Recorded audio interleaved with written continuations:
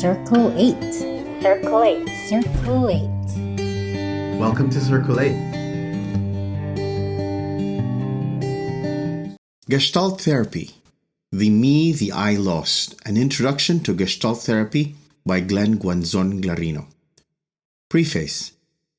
Gestalt therapy for some is a relatively new field, although it is first published book dated 1947. Some think that it is Gestalt psychology for the title it is used, and for purposes of clarification and delineation, I would like to stress it is not. Reading through books of the therapy would lead one to know that it is influenced by psychoanalysis, the humanistic field, and of course, Gestalt psychology. It is a distinct school which has its own strategies and techniques in dealing with life stress. The synthesis created out of the other schools is for me very brilliant and profound that it tantamounts not just to a cluster of unrelated parts, but an integration making it an organized whole. Gestalt therapy owes its existence to its father and founder, Friedrich S. Perls, once a psychoanalyst and very much attracted to the Gestalt psychology that he dedicated his first book to one of its formulators, Max Wertheimer. I intended to write this script to provide an introductory learning to the therapy, especially for students of psychology. I chose the title because I felt that it is one of the prevalent problems of this time, self-alienation and the like. The very heart of the therapy and its main objectives is to achieve integration in one's psyche and by such obtain self-support. I wish the reader to comprehend the processes involved, disintegration to integration, fragmentation to holism, and from stagnation to psychological growth. 1. Basic assumptions. Figure ground. Try to raise your index finger one arm length directly in front of you, while maybe what lay ahead could be a blackboard or whatever. You would notice that as you focus on the finger, the background, the board, etc., would recede and the finger would come into clarity. Surprisingly, you can do the reverse and notice that the finger becomes obscure and the board clearer depending upon that which you are interested to focus on. We shall call this phenomenon as what the formulators termed it, the figure ground principle. This shows us that the perceiver is not just a passive target of the sensory bombardment coming from his environment. Rather, he structures and imposes order on his own perceptions in which the primary experience is termed the figure as seen against the backdrop or ground. Wertheimer, 1959. In our personal experience of our day-to-day life, we encounter the figure ground aspect, especially in relation to our needs. Perls fondly makes the example he personally saw in Africa while observing a group of deer grazing within 100 yards of a pack of lions. When one of the lions awoke and began to roar in hunger, the deer took speedy flight until for quite a long time started to slow down to take some breath. It doesn't mean that when the deer fled, his hunger need was clearly satisfied, or when he slowed down, his safety need is at hand. We can safely conclude that in a cause and effect relationship, the deer fled for a more dominant need at that moment, i.e. safety, and slowed down to take breath. The more dominant need thereafter, Perls, 1973. In each of those ensuing moments were a shifting of what would be the figure, the need the deer experienced. For another example, imagine yourself looking into a classroom. If you were told to do an errand by somebody to hand in a note to the teacher, then the first thing you would do is to look for the teacher. If on the other hand you wanted to make a peep to one of those guys or girls whom you like and know is in the class, then you would probably be disinterested to the many faces, cute or otherwise, and go right to what you were there for. And comes another interesting party, a carpenter of the school passing by because he was told to look for a damaged chair in that room and repair it. For sure, it would be none of his concern to see who is well dressed for the day or who is cute among the rest, sometimes they do, and proceed to search for that attention-getting chair. All these are but few examples of the figure ground phenomenon. That which is the dominant need becomes figure and the rest is ground. Factor of closure. This is another Gestalt phenomenon that clearly indicates the idea that a man perceives what seemingly are unrelated elements into symbolic wholes. Considering the example, the figure is seen as a complete bounded image. In some cases, the perceiver even visually compensates for gaps in outline, as, for example, in seeing these separate dots as figure of a circle. Polster and Polster 1973. Consider another example. People tend to perceive the figure as a triangle in spite the fact of the lack of connection in the lower portion, which makes it inconsistent with the geometrical definition. In our day-to-day life, we experience closure in various ways, from washing dishes, talking to a friend before going to school, and etc. There is always the tendency in us to finish the things or activity we've been doing. However, the importance of closure cannot be very well underscored unless we discuss the effects of not being able to close the business, in other words, unfinished business, be it in the feeling or doing level. There used to be an anecdote wherein a great musician of the olden times was about to sleep, while downstairs was a friend trying to play the piano. At the first phase, it was played good, but for a reason or two, the piano player ended the music with a wrong note. What do I mean by wrong note? There is a rule in music we call standard chord progression. Making it simple, if you start with a C, it must also end with a C. If you end with a wrong note, that means not ending it with the right chord according to the rule. Experientially, this is annoying to the ear. So the anecdote continues that the musician was unable to sleep with the nuisance, that he had to go down and bang the right chord in. Then he was happily ever after asleep. To a more familiar example, imagine yourself listening to a fried singing of the national anthem, and towards the end, he stops one note away from the last note, ang mamatay ng dahil sa, and ends there for whatever reason he has. You can just think that what discomfort it might be giving to the listener that maybe he would be tempted to finish the song himself. Familiar complaints like, my father didn't let me talk while he was scolding me. I was humiliated when I wanted attention. I wanted to enroll in psychology, but they put me in nursing, are the manifestations of the existence of unfinished business. By theory, these unfinished businesses would always try to seek completion, even if it is deflected from its original aim. Like the father who was scolded by his office boss, comes home and scolds his children. However, not all unfinished businesses are of that level of concern. Some tend to be very pervasive in form that you can see people getting stuck with it. Living in the past is the best example of such. The significance of the unfinished business affects so much the personality and behavior of the person that whenever unfinished business forms the center of one's existence, one's effervescence of mind becomes hampered. Ideally, the untrapped person is free to engage spontaneously with whatever interests him, and to stay with it until this lively interest subsides and something else draws his attention. This is a natural process, and a person who lives according to this rhythm experiences himself as flexible, clear, and effective. Polster and Polster 1973.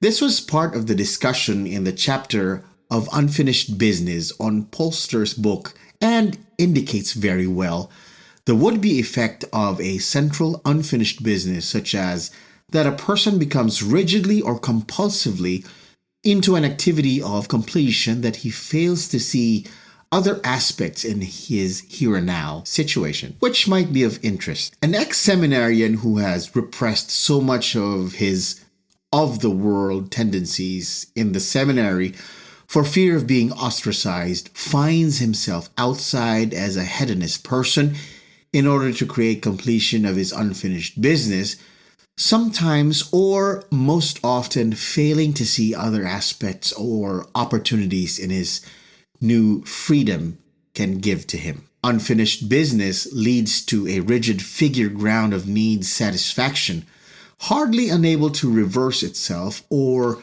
make a sorting of the repertoire of needs a person has in line. The obsessive neurotic person's persistent thought of killing his baby brother is but an extreme example of the pervasive effect of an unfinished business. For this case, I encountered in one of my workshops the felt competition of affection for the love of parents is haunting the person, that suddenly he feels he is not given the degree of affection he was receiving in the past, and his expectation for such is no longer met. He starts thinking of his eliminating the competitor, and as long as he feels the competition, or more specifically, as long as he strongly persists to his expectation, the obsession will continue, here and now. To understand Gestalt therapy is to understand the reality it is in the here and now.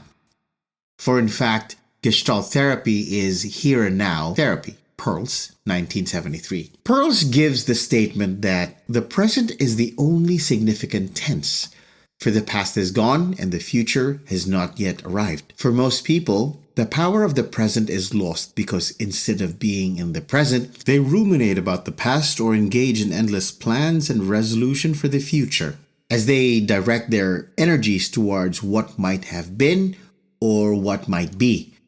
Their capacity to seize the power of the moment diminishes dramatically. In another book, Pearls maintains that we tend to cling to our past in order to justify our unwillingness to assume responsibility for the present direction of our life. By staying in the past, we can play endless games of blaming others for the way we are, and we never really face our own capacity to move in a different direction. We get caught up in the process of making resolution and rationalizing about our lifeless state. We would rather do anything that becomes conscious of how we keep ourselves from being fully alive. Pearls, 1969. To illustrate the point of here and now, let's consider some examples. A mother teacher can't sleep that night because she was very apprehensive about how to present her lesson the following morning to her class. And in the morning, while presenting her lesson, she gets into anxious about what would transpire during her meeting with the principal. In the meeting with the principal, she gets worried in who's going to fetch the kids at 5 o'clock. Fetching the kids, she's again worried if dinner is ready back home. Preparing dinner, she hovers about the idea of what would be the contents of her lesson plan, and while preparing her lesson plan, gets worried whether she's going to get a good night's sleep. In every situation presented, the person leaps into the future and allows the fleeting present pass without grasping into full awareness. In Gestalt, there is no such a thing as a past problem that is still affecting a person now. Such a problem is a present problem. Its effect is always in the present and continues to do so unless it is abrogated. We already had discussion in the earlier part of this chapter, Unfinished Business, and I would like to underscore that the effect of an unfinished business is in the now. As long as the unfinished business is there, the effect would remain. Blaming the past for one's present state is like a thief who gets license for stealing. Take the case of a person who I know who happens to be a very flirty with guys, and once she gets what she wants, she'll drop them off like a hot potato. Then she tells me, I think they deserve it. You see, when I was still 16, I had a boyfriend I loved so much, and he dropped me off and didn't even tell me what the reason was. He just went off with another girl. And she ends up with the statement, guys, they are all the same. This statement is very colored, that the next time she meets another guy, her task is to look for characteristics that would prove her belief and cancel out anything that would be contrary to what guys should be according to her perception. I remember another case handled by a facilitator who happens to be a good friend. He narrated to me the story of a guy who had a girlfriend who went out dating with other guys without his knowledge. To make matters worse, he learned about it, got so mad with the girl. From then on, he gave a lot of conditions to the girl. You should not go out with me. You should not prove to me. You should prove to me you love me. You should tell me who called you during that day. And all the shoulds he can give. After a month, he got into heavy depression and is constantly suspicious about the relationship. Even if the girl complies with all the shoulds, as long as he gets stuck in the past, the present would never be a happy one, nor can he change the plight. As a famous Gestalt therapist by the name of Ram Dass puts it, a lot of people are so attached to their storyline. The question is how long the attachment will last, because the minute you're not attached to your storyline, you're free to change it, or then it is free to change you.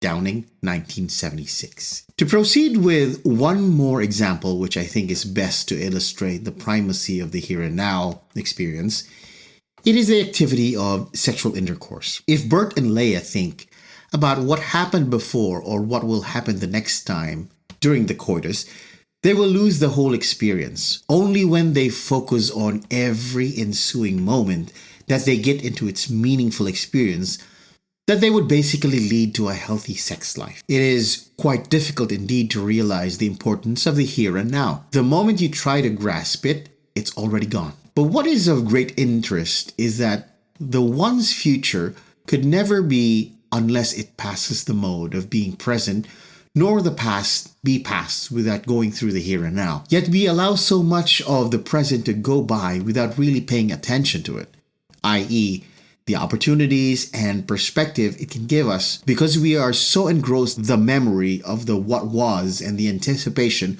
of what would. I remember a story told by one of my teachers in group process. There was a father who had a favorite daughter. The daughter was also very fond with her dad. But came a time where the father contracted a terminal illness and gave her daughter a locket with his picture inside. The father says, "Keep this locket and do know that I love you and will always be here with you. Let my memory give you strength when you are weak and lift you up when you are down." These words keep lingering in her ear, that when her father died, she felt a great loss in her life. She never had intimate relationships with boys because of her. No one can substitute her father. But after a couple of years, she had one and was able to work it well. One time, while they were having dinner, the guy noticed the locket and asked about it.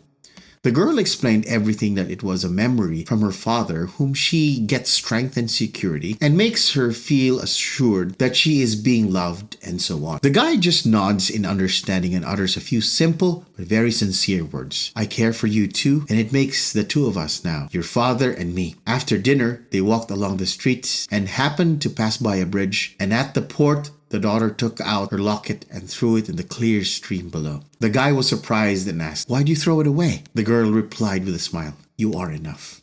I would not like to discount the good points and memory of the past can give, like the example I gave above, or the advantage of future anticipation. But if the past could contribute to our failure in seizing the present, then we miss the whole point. Holism. What is the Gestalt view of man? This is more of a philosophical question than might get varied answers even among the present-day Gestalt therapists. But I would like to underscore that Pearls himself thought, because of its implication and application in therapy, he firmly puts it that man is a unified organism. By saying so, Pearls rejects the idea of a psychophysical parallelism or the old mind-body split, which he thinks still as the greater preoccupation of people in psychology. We are so perplexed that people get to act and think, and we feel tempted to assign to these two independent existences. But in the holistic doctrine of Pearls, both are nothing but manifestation of the same stuff, man's being. Pearls, 1973. The only difference of the two is the level of energy used. If the person engages in an activity at the diminished amount of energy, then we say he's thinking, or using the right word, fantasizing. We assign the word fantasy to include thinking, planning, imagining, dreaming, and theorizing for purposes of brevity. To fantasize means to conduct an activity through the use of symbols, thus reproducing reality in a diminished scale. Symbol using is a human capacity wherein a person does symbolically what he could do physically. It is a form of psychological economic. Rather than going to the supermarket immediately, mommy plans and thinks first what she should buy. By doing so, she's able to save a lot of physical energy in going to the market. Planning to go to a lover's date or making a corporate plan for a large company is but manifestation of the built-in capacity of man to create and manipulate symbols. Physical activity, on the other hand, is an activity considering a greater amount of energy. To make an analogy, when water is heated, it changes into a different state, that of steam, and when it freezes, it forms into ice. But all of the three states of water, i.e. solid, liquid, and gas, are but of the same compound. To make a formal rule, Pearls summarize the whole idea. The organism acts with and reacts to its environment with greater or lesser intensity. As the intensity diminishes, physical behavior turns to mental behavior. As the intensity increases, mental behavior turns into physical behavior. Such an idea of Pearls settles once and for all the mind-body split. We can now, he confirms, finally introduce the concept of a unified field. And therapy is no longer limited to what a person thinks, but also takes consideration of what he does. Take the case of a student who is so interested in listening to his teacher's lecture that you would see his body move forward and his eyes open wide. These alert behaviors are but manifestation of the mental state he is in. Or if you see a person walking in the street slowly with both hands in pocket, heads down and makes some kicking behavior, one might conclude that the person is sad and angry. While talking to a person who makes some yawning gestures and faces, his body away from you makes you confidently think that he is not interested. These examples and a lot more is the domain of body politics, i.e. the psychology of body language, whose premise lies on the idea that you and your body are one. Lie 1990. I remember in one of my sessions when I asked a girl how is her relationship with her father, she responded that it was fine. But while saying her response, her body withdrew and I noticed her shoulders dropping. I pointed this out for her to exaggerate and repeat the action a couple of times and made her publish what she felt. In the process, she broke into tears and was expressing all her resentment to her father. It is indeed very difficult to hide with our bodies what really we think and feel. In summary, in this chapter, we discussed important premises of Gestalt therapy that is applicably essential in understanding the following chapters. We discussed the process of perception as presented by the Gestalt psychologists and expanded its application from aspects of pure perceiving to a wider range of human behavior. We also pointed out the importance of the here and now in our day-to-day endeavor in contrast to past and present. Finally, we went into the discussion of the holistic man, the person as a unified being who is no longer limited to the conception of the mind-body split, but that of an organized entity, no longer separating the psycho from the physical as if there are two unrelated parts, and considering man's behavior and thinking as coming from the same stuff man's being.